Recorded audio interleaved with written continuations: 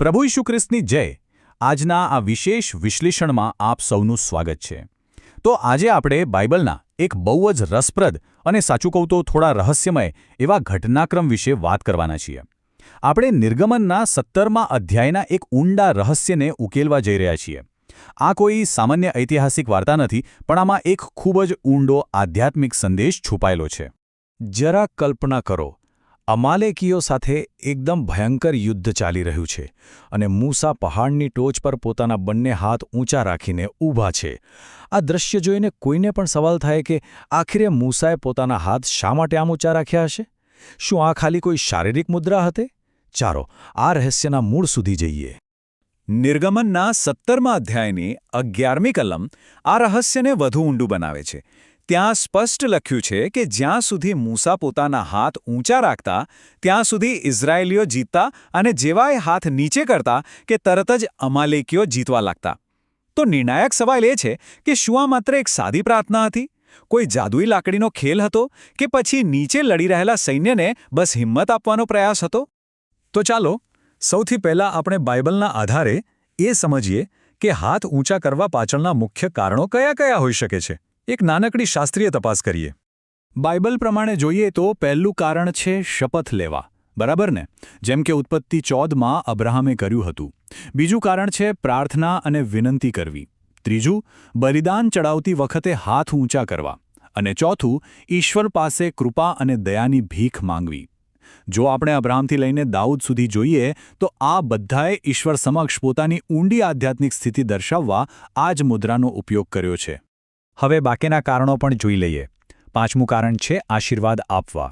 છઠ્ઠું, જ્યારે કોઈ ખૂબ દુઃખમાં હોય કે પશ્ચાતાપ કરતું હોય ત્યારે.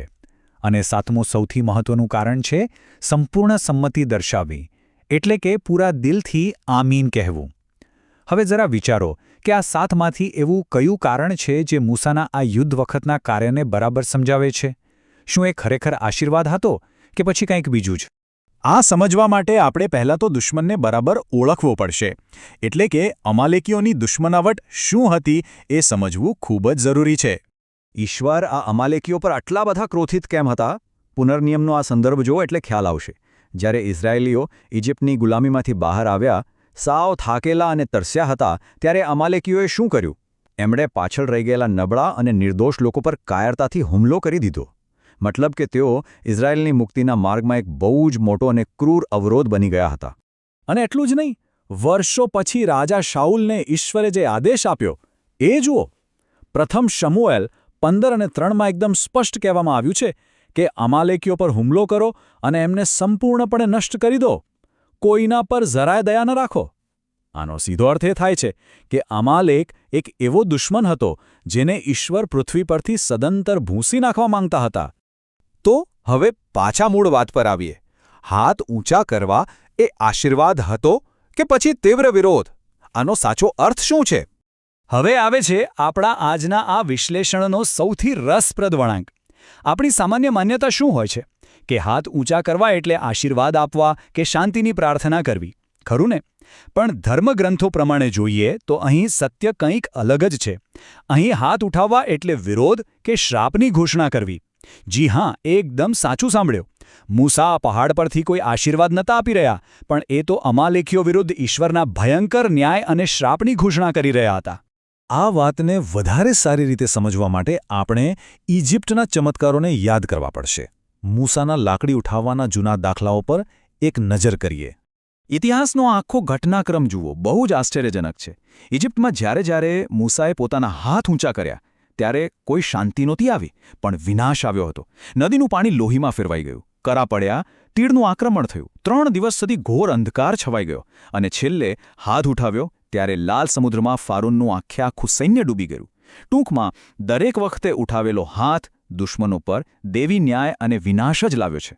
એટલે જ હવે ચિત્ર એકદમ સ્પષ્ટ છે. મૂસાએ જે હાથ ઉઠાવ્યા એ શાંતિની પ્રાર્થના બિલકુલ નહોતી. એ તો અમાલેકીઓ વિરુદ્ધ પોતાનો તીવ્ર વિરોધ નોંધાવવા અને દૈવી ન્યાયનો અમલ કરવા માટેનું એક સિગ્નલ હતું. જેમ ઇજિપ્તમાં થયું હતું, બરાબર એમ જ મૂસા જાણતા હતા કે આ ઉઠાવેલા હાથ દ્વારા અમાલેકીઓ પર ઈશ્વરનો શ્રાપ અને વિનાશ આવી રહ્યો છે, અને તેઓ બરાબર એ જ કરી રહ્યા હતા. તો આખરે આનો અર્થ શું છે?